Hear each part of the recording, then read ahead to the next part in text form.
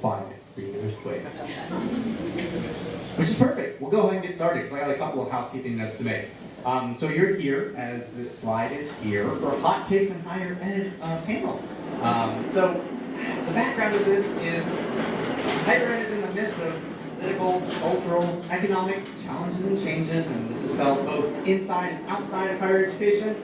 And as part of that, higher education institutions are increasingly turning to digital solutions to help address the complex problems that come with educations of higher learning. My name is Dr. Eric Sembrat. I'm a research faculty for Georgia Tech's College of Lifetime Learning and the Director of Digital Learning Technologies. And I'm thrilled to be here with three of my favorite people, ones that I have known for a long time, ones that I have met just today. Sofiya Cabalquinto, she's from Rhode Island School of Design. Mike Miles from MIT Sloan School of Management and the Office of Communications. It's a tongue twister. And Joyce Peralta from McGill University. So, today I'm going to be focusing on three main pillars of conversation. First, we're going to be talking about artificial intelligence, the buzzword you've heard probably all morning and will continue to hear all day here and in your work. Perspectives on open source, web and digital within higher education, and then resiliency in higher education. The way that I'm going to structure this is that I've got some preset questions in each of these three pillars. For audiences, what I would like for you to do is when you have questions, keep them in your brain, write them down, make sure you collect them. I'm going to save as much time as possible for y'all to ask questions of the panelists. I will make sure it's on the microphone so everyone can hear it, and I'll let my wonderful panelists go through and answer the questions that y'all have from the audience. So let's get this party started. I'm right on time. So first, I'm going to start with artificial intelligence. It's obviously a hot topic over the last 18 months or so, especially in education. Generative AI and the explosion of artificial intelligence has a lot of impact from marketing communications to the instruction and education that you get at educations of higher learning. As Gen AI tools become more commonplace and ubiquitous and become another tool in our toolbox, as Brian pointed out in his session, naming, 30 tools that he uses on a daily basis, I want to explore more about the organizational and personal experiences, challenges, and successes in this new ecosystem for our higher education folks. So, panelists, I'm going to start with Joyce. What was a recent success or challenge of your team's usage of generative AI?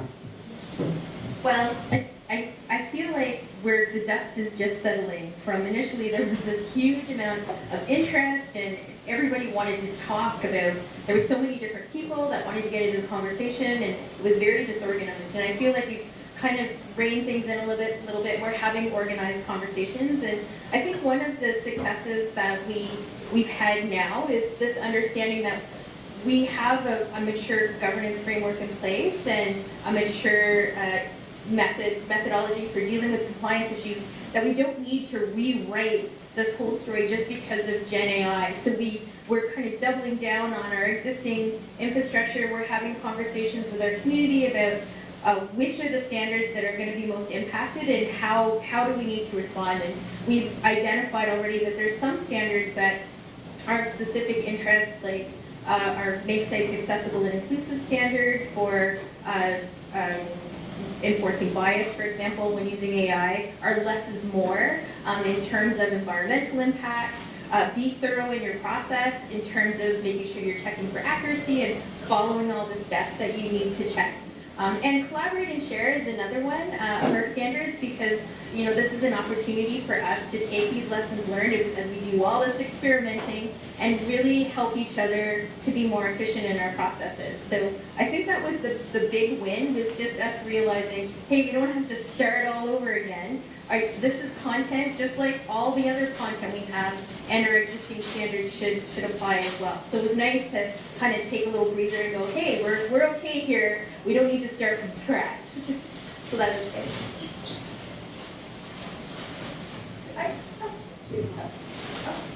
Hey, so I think I could just say a little bit from the institution I was at previously. So I've been at RISD for all of 3 months. So if for anything that you're interested in terms of AI at RISD, please turn to Ryan Clark, who will be able to share his expertise. But when I think about AI in higher ed, I like to think about how can AI help, particularly a marketing and communications office, because that's where I sit, help the school fulfill on its mission. So when I was at the Kennedy School, which is the public policy school of Harvard, the mission is to basically make the knowledge that's going to make public leadership and public policy much better, so the world can be better, right?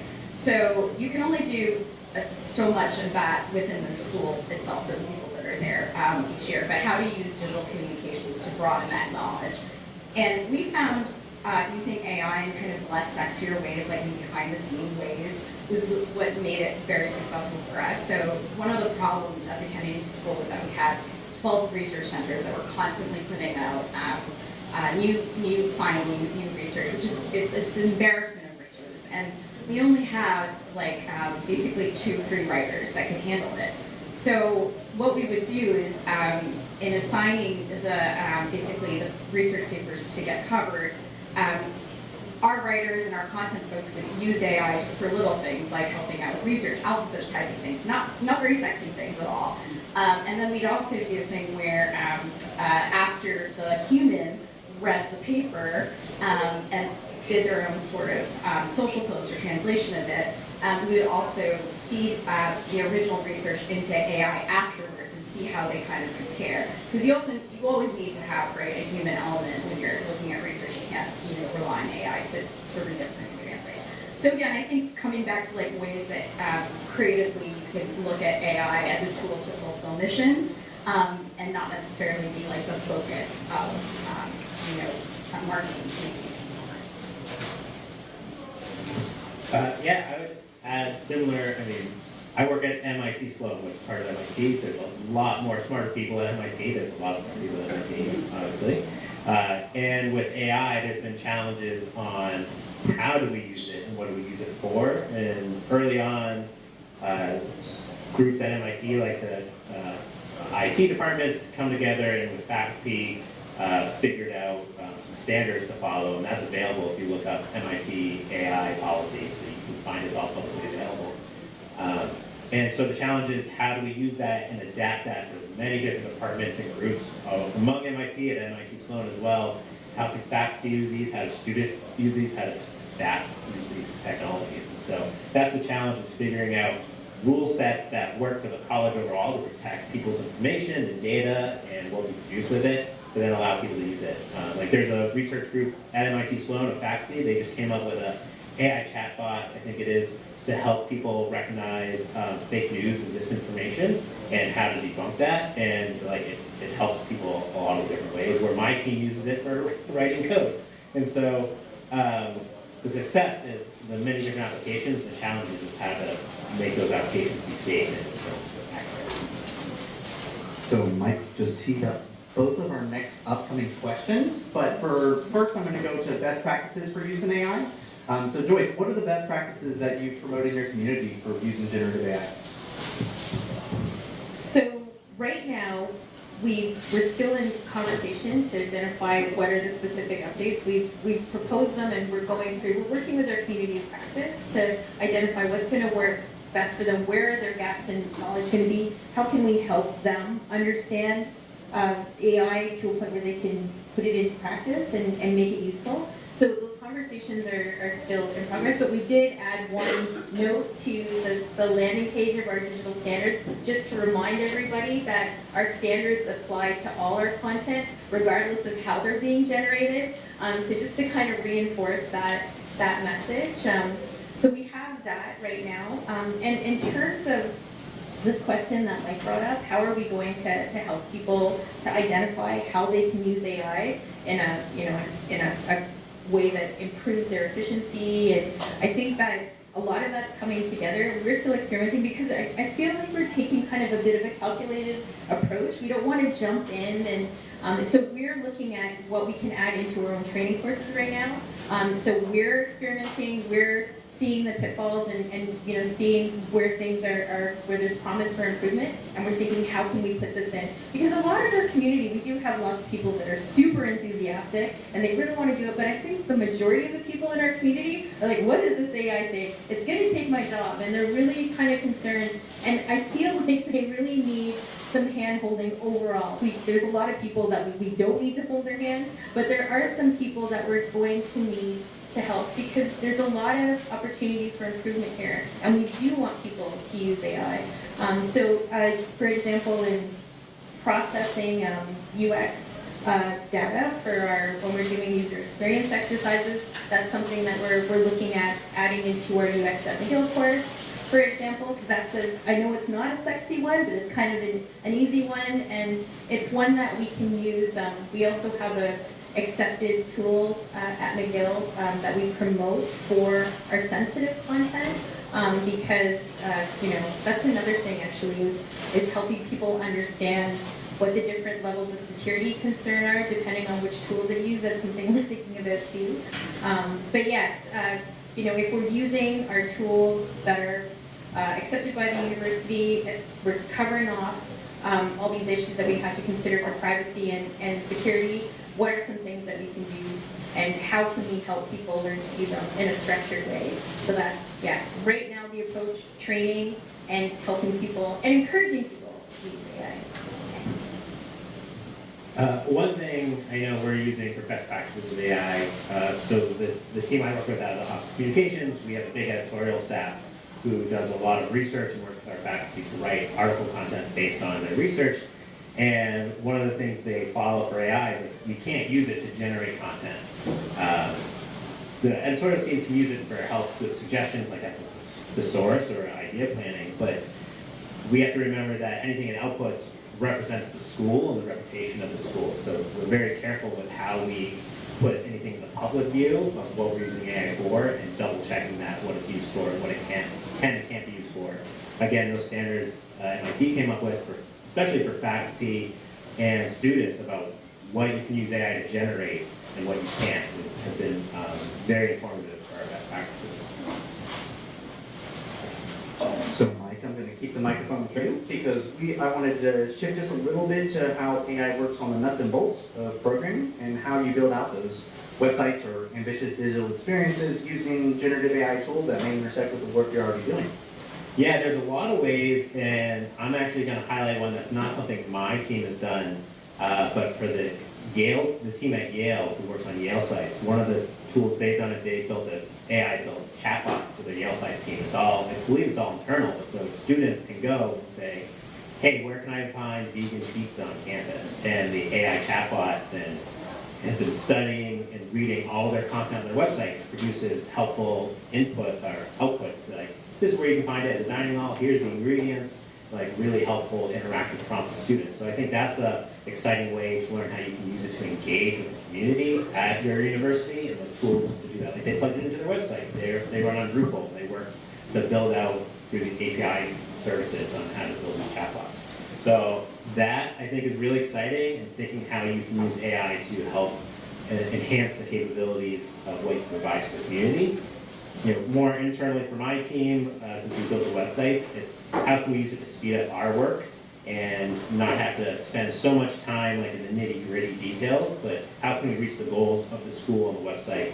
How can my team use it to help prompt when they're using a new technology or a language they're not familiar with? Cool. And with that, I'm going to move to the second topic, which will be open source in higher education. I don't need to define open source for most of you. If you're using Drupal, you're using open source. Higher education relies a lot on open source projects for what we do and to scale and repurpose tools that already exist for all the use cases that higher education has, from research to academia to sport. Drupal's culture and ecosystem are built entirely around open source, things that you see in similar ecosystems at different scales, but Drupal is an exemplar in that space. With the modules and extensions that help maintain both by university institutions and by vendors and corporate sponsors and individuals that are in this audience today. Thank you all. Who in this audience contributes to open source? Raise your hand high, please. Hi. Don't be ashamed. Awesome. Thank you all for what you do. So given that open source has such a big impact, both of these wonderful people that spend the time to develop things as well as those who consume said products, I do want to shift about sort of the opportunity, challenges, and culture changes for incorporating open source in higher education. So first I want to ask that really broad question of what does open source look like within your institution or within your team? Joyce, I think I'm going to start with you on that. Well, we have our central supported platform, which is a Drupal powered platform, and it powers over 1,000 sites at our university. It's pretty well, I think, implemented across our ecosystem, and so it's kind of what most of our public sites are built on. We also have an on-site team of developers, which I really love. That wouldn't be a possibility if we had an enterprise system. It's really great for our team, and we're communications and institutional relations. We can collaborate very closely with our development team. So our designer works daily together with the front-end designer on the development team. That wouldn't have been possible either, I think, working in open source.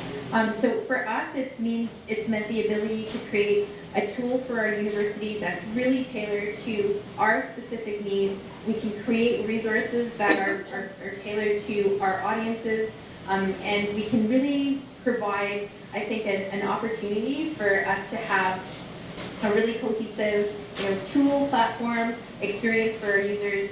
Everything kind of works together. So I think that's the hugest. There's other things too, but that's what open source means to us at a broad level.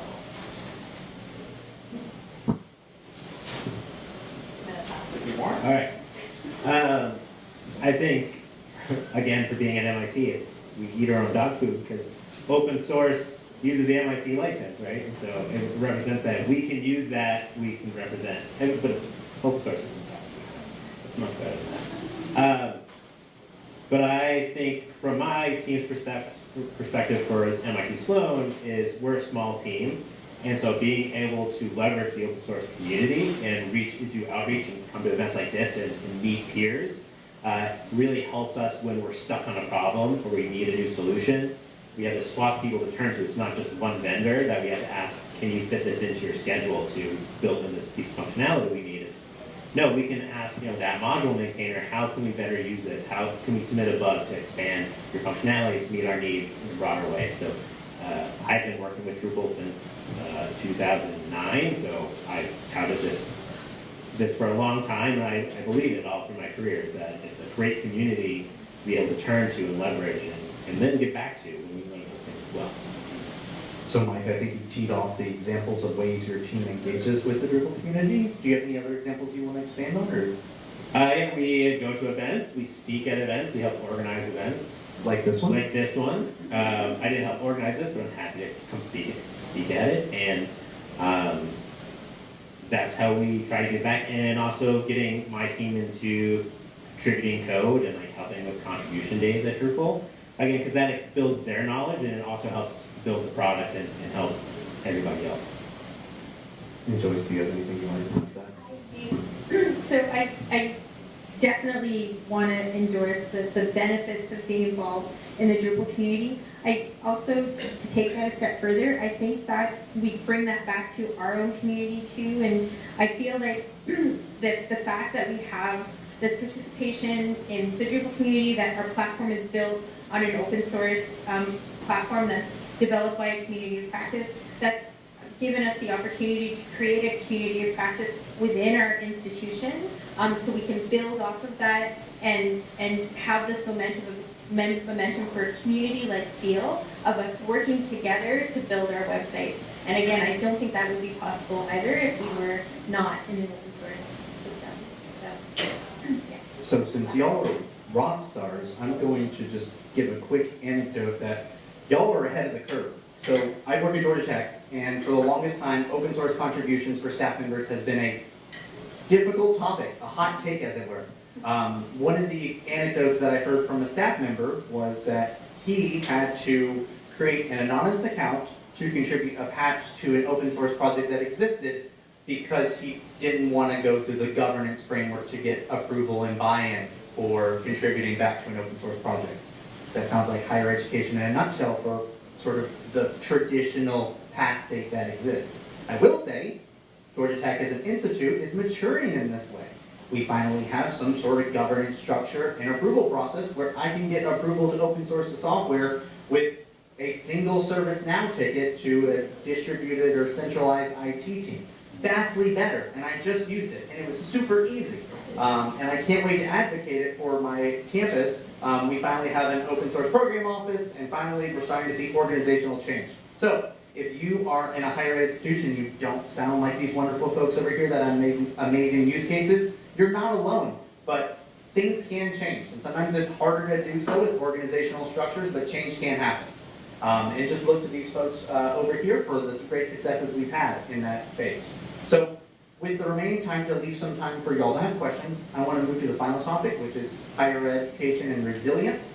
So resilience is that catch-all term for the unprecedented storm we're seeing with higher education from the larger U.S. culture and beyond. Scrutiny and critiques at a local or national level, political, economical, and cultural pressures, and internally, higher education suffers with things like remote work challenges still, pay discrepancies still, increasing workloads of a digital-first campus for perhaps a smaller staff, and I'm going to say still again. With those challenges that exist today, I do want to posit for my panelists how we manage those roles, a team, and build resilience in these challenging times. So I've got one main question to lead us off, which is how are you leveraging digital communication tools and capabilities to keep your communities and audiences engaged in these challenging times? Sofiya, I'm going to start with you.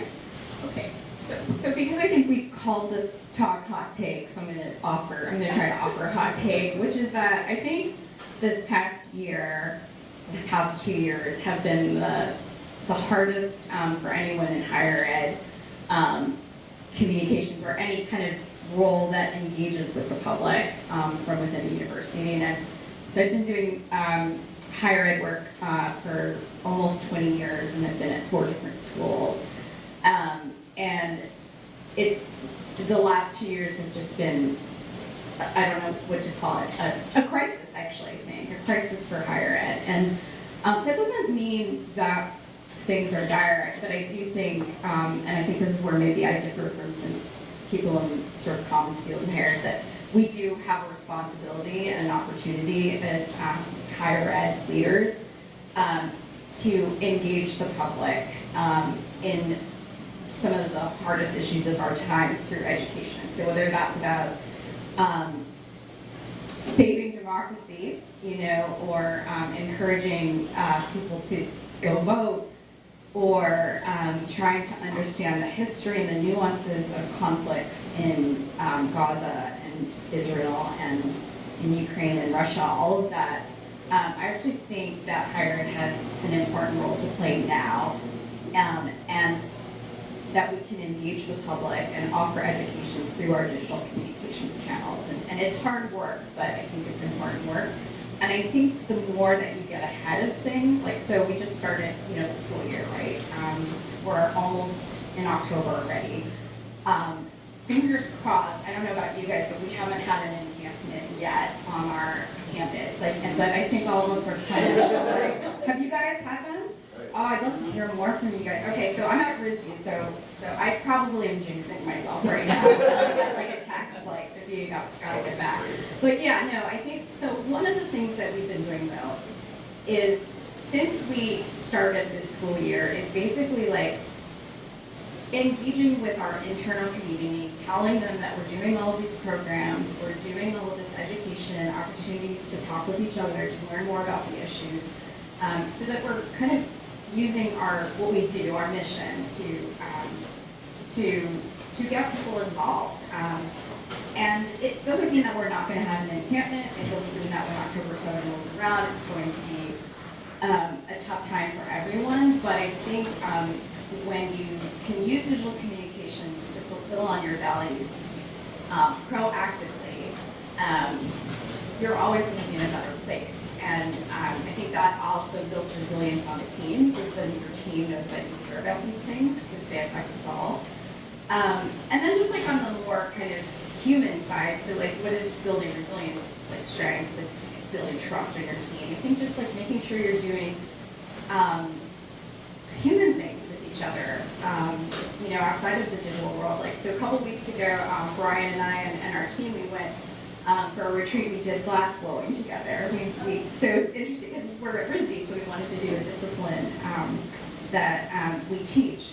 And we just spent the day together, and it was, I don't know, it was great. It was just, I think like just moments like that are gonna galvanize us and trust among us for when things really, when shit hits the fan, and we gotta deal with it. So that's my hot take. At MIT, like, I have a lot of respect for like the president's office, because I've probably seen in the news, like MIT has big encampments. And in terms of resiliency from state office of communications and how we use it in the web world, it's how can we make sure that communication can get out quickly and we can adapt to the needs of like sending out important information on multiple channels. And in multiple ways. So like my office, not my team, but my office, like we help draft that communication in a way that's respectful to represent what the students are working towards and then what's safe for the community. And how can we make sure that's surfaced in a way that's easy to find? And so I try to remind my team about that as the web developers. How can we build a system that's easy to adapt, easy to change, easy to update, so we can get that communication out there? I mean, that's building resiliency in your technology and your communication methods. I think for me, where this is impacting specifically the work I do the most is where we're talking with our audiences to understand what their opinions of these experiences are going to mean in terms of how we need to communicate with them, what they think of when they look at us and they receive communications with us, and how they react to that information, and how their perception of all these things that are going, that are going on are playing into how their thoughts about us are changing. So I think that's an ongoing dialogue right now that we're having. I think I'm hearing it all the time when we're doing user experience interviews and various other kinds of interviews, and I feel like this is something we're going to have to consider on a deeper level, in the near future. That we are thinking about it already, but we're going to have to kind of plow through this a little bit heavier and think about it more clearly and reflect on it some more. Because things are changing. The way we communicate is going to change, I think. And with that, we have about 10 minutes for questions, so I want to open up the audience for questions that I have for any or all of the panelists. Does anyone have any questions? Awesome. My question is for Joyce from McGill. Well, actually, I was wondering if it's about AI, okay? If you do have standards and guidelines of McGill, and if so, what were your sources of inspiration for that? Was it MIT? Yeah, you're in luck. I'm presenting about our governance structure this afternoon, Oh, so you can attend. We launched our governance framework in 2018. We had governance before that, but it wasn't organized and structured and cohesive like it is now. And we did a benchmarking analysis. We actually looked to a lot of governments and looked at gov.uk. It's kind of the grand person example. Whoever did the gov.uk created that governance framework. I've been looking to meet that person for such a long time, but I was really inspired by them. Also, Hillary Hartley, who did the Ontario government governance, and Hillary's American and now does work in the American governance office. So I'm looking forward to that presentation later on this afternoon. But that's where we took the inspiration for our standards. We present all of our standards and supporting resources in an open way. So you can go onto our website, mcgill.ca/web-services, and you can see our standards, our governance framework, and the way of our training courses and everything that we do. Is pretty much all of it is available publicly. So you can go check it out. Other questions from the audience?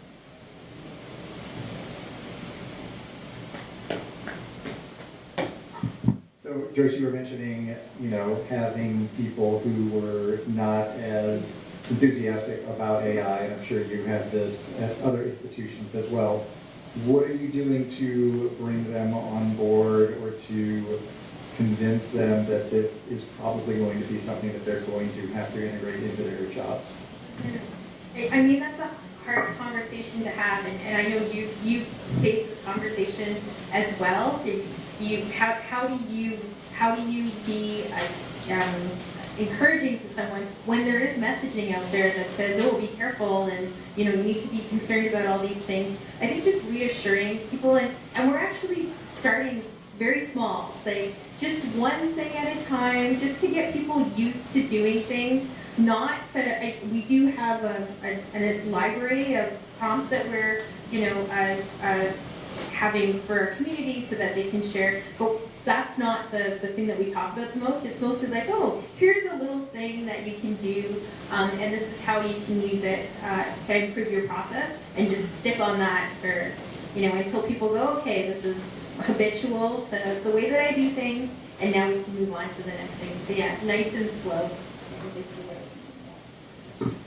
One of the things at MIT that the AI group who helps formulate all their rules and whatnot has come up with is they repeatedly have, I'm going to call them trainings, but presentations where people can attend to learn about these tools, learn what they can do and can't do, and learn how to use them, and they have those regularly. So they really encourage people to attend it and then ask follow-up questions specific to their role at the university and how they can use these better. So I think keeping people informed and regularly informing them and keeping them up to date is very helpful. Yes. I'm curious about the other side of the spectrum. So you were saying that you've also had very enthusiastic people and things that have sort of gone off the rails. What are the risks that you've experienced? Like pre-governance structure, pre-guidance. What are the risks then in higher education? Those overly enthusiastic people taking on various AI. I mean, the risk of someone being very over-enthusiastic before you have governance in place is that they could use these tools in a way that produces something like very hallucinated responses that you're putting out there that's representing the university. So that was, yeah, right. So there's a risk with reputation and what you're putting out there, because if it's coming from a college, from a .edu, people are going to believe it. And so the risk there is that people are overly enthusiastic and it's like there's no guardrail, so I can do whatever I want with it. Then you risk like what they're putting out there, is it factual or not, and how that hurts or hinders the university.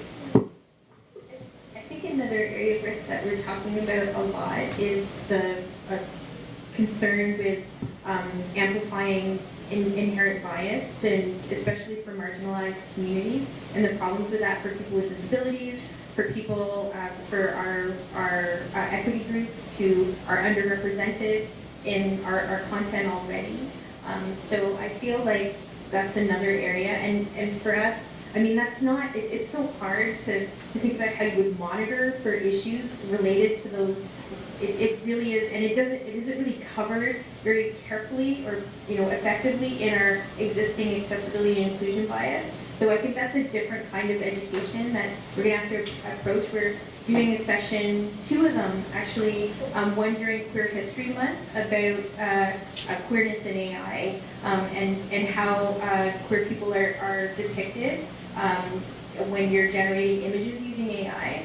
And another one for the International Day of People with Disabilities, where we have Yuta Treviranus, who did the AI keynote at the High-End Web Accessibility Summit this year. And she talks about how AI is both has the potential to really help people with disabilities, and can also really cause them to be more left out than they already are, in sometimes dangerous ways.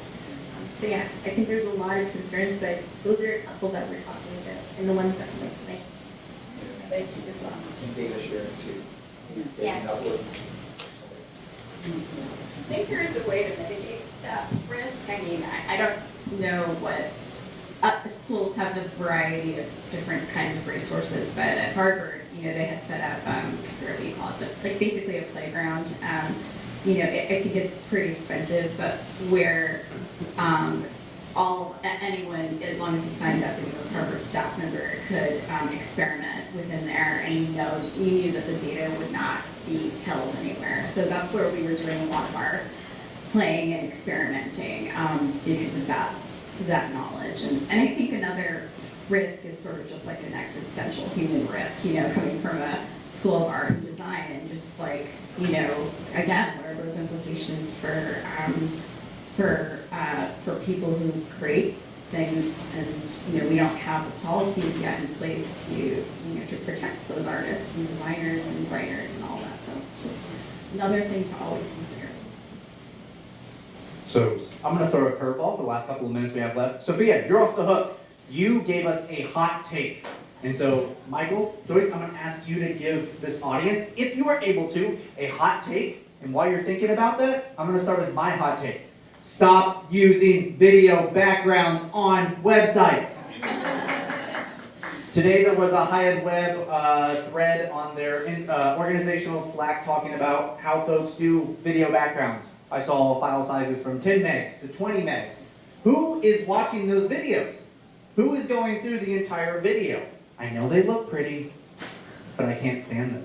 And every time I see them self-hosted, hosted on an external vendor, I think about trying to browse that website while on the tarmac at an airport and trying to load the page. And God forbid if it doesn't load because it's waiting on that video and the tarmac is slowing down my internet to a crawl. And that happens more often than I would like. That is my hot take. Do not use video backgrounds. Vendors, I'm looking at you. Developers, front-end designers, I'm looking at all of you. If you have a good use case for it, please find me. I want to know what it is. Do either of you have a hot take for me now that I've had my spiel? Sure. My hot take is the technology that you use doesn't really matter. So if you're using Drupal, if you're using WordPress, if you're using Adobe, it doesn't matter.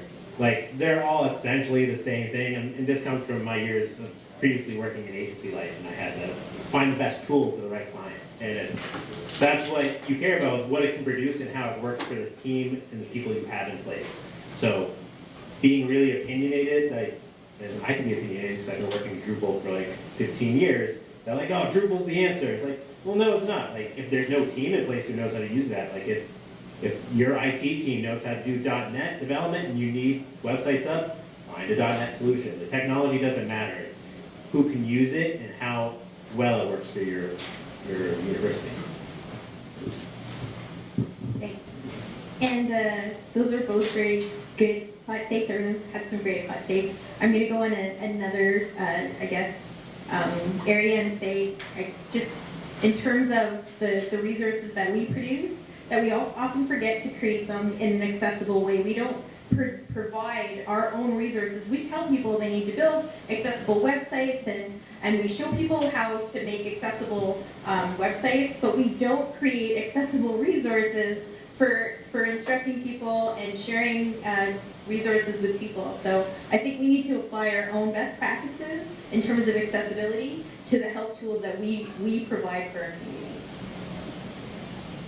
So with that, we're about out of time. What I want to do is first thank our panelists up front. Thank you all for your expertise. If you want to hear more from Mike, jump in a time machine because he spoke earlier this morning about generative AI and team capabilities. So I guess wait for the recording. Joyce, I believe you're presenting this afternoon on a common sense guide to better web governance. And I think for the panelists, y'all, some of you might be in Albuquerque, which seems to be the hot word for a lot of our presentations today, for Hyatt Web / Digital Collegium. I'll be presenting about crafting digital credentials with code. Joyce, you're doing Make Me Think, a common sense approach to better web governance. And Mike, you're presenting a talk about unlocking higher education capabilities with AI, basically what you talked about this morning. So in order to attend that, if you don't already have a ticket, you also would need to jump in a time machine. So if you are a Hyatt Web or Digital Collegium organization member, you can likely find the recordings if your session is being recorded and or the slides at some future point. And I believe EvolveDrupal will also be at that conference as well. So who was that? There you are. Yes! All right, well thank you all, and I think it's almost / lunchtime. Is it lunchtime yet or one more? If anyone has more questions, I need 2 more minutes. Any other questions? Yes. Hey guys, my name is Alex. I know that we had a massive shift from on-premise to cloud hosting over the last 10-15 years, and in general we've had like several waves of innovation. First, we went from proprietary software to open source software. Lately, it's SaaS. But then lately, the venture funding for SaaS models has now like kind of dried up, and they're charging market rates again, like Uber in the early days versus Uber now. Are you finding that prices have gone up for some of these cloud and SaaS solutions? And are you thinking it might be time to rethink the value proposition of some of them, or still all in on the cloud and SaaS? Okay, I will say I'm still all in on SaaS simply because even though the prices have gone up, it's still cheaper than having to hire on-prem employees who focus on that one task. And we have an IT department who does on-prem things for like computational computing for faculty. And for a while, we had a multi-WordPress site that used to be on-prem, and it was so painful to keep it up to date and have my team communicate with that team to get updates and changes out there, where with our SaaS product, it's a lot easier, it's a lot streamlined. So there's a lot of benefits we see in streamlining the process, still using SaaS product that's within the margin of having those updated, increased costs, and you can still plan for it. I feel like I'm on a bit of a tangent, but from an accessibility perspective, I think that that's the main concern that we have, that there's often a discrepancy between how accessible a vendor says a product is and how accessible it actually turns out to be. And for us, it's a matter of educating our procurement department in terms of helping them understand how we need to evaluate accessibility thoroughly, and also the person in charge of like the product owner for the team on campus, for them to understand what their responsibilities are and making sure that the tool that they choose is accessible. So accessibility, usability is also a concern because we're struggling to create a user-friendly, consistent experience across all these different platforms. And a lot of these platforms are developed by different teams who are working in a very siloed department or environment where they're not communicating with each other. So it creates kind of more of a disjointed experience. So there's a lot of issues. I agree with everything that you just said, but it does kind of complicate accessibility and usability. But I will say, in terms of accessibility, having someone on-prem who's focused on these things, they're split up on what they're focused on, so they can't always focus on the accessibility. And in our experience, we found we can kind of pressure the SaaS companies, like I forget the name of it at the top of my head, but we use this graph tool that builds interactive graphics and charts that we embed for showing data, and none of it was accessible. And we're like, hey, we want to keep using you, but this has to be WCAG compliant, or we can't use it. And that pressured them to have their developers focus on that, and that improved that product for whoever is using it. So I like that idea, is that we can collectively pressure companies to improve that, then improve it for everybody else instead of just your unit. Not to completely disregard what you're saying, but I agree with you as well. Yeah, that effort needs to be collective though, because I think that's the problem. When we're like working, if we're the only client that's raising that concern, then they're not going to listen to us. So I feel like we all need to be diligent about making sure that we're identifying, what that accessibility is something that's a priority to us, and maybe not the fact that it plays videos automatically, but you need to think about other things that are less accessible. So to finish up this thought, let me tell a horror story of a vendor that reached out to my institution earlier this week asking what was up with our on-prem hosting environment for websites. It is 2024 and it looks exactly the same as it did in 2012. That means no root access, no shell access. That means no Git, no Drush, no any kind of CLI optimization or automation through scripting. That means you do everything through a user interface that I cannot stand. Hidden behind a Git repository that requires a key, and if I have to show a non-developer how to put a key on a web hosting environment again, I will cry. That vendor was very confused on what our state of our organization was. I love our hosting because it's free and I can spend it up. I don't love it because it makes my job, my previous job as a web developer, horrible. Today, I'm not a web developer. I'm happy to have it because it's free, but I'm also not doing the work anymore. for those poor web developers, I would love to throw them on a cloud service provider that has hosting that allows for semi-automated updates, a bit easier management of backups, of running drush just to clear caches, or run security updates on 25 to 30 sites. I can tell you from experience, doing that manually is not a fun effort. So for that, I don't know what institutions are doing it right, but I want to meet them. All right, and with that, I think if food is ready, yes. Thank you all very much.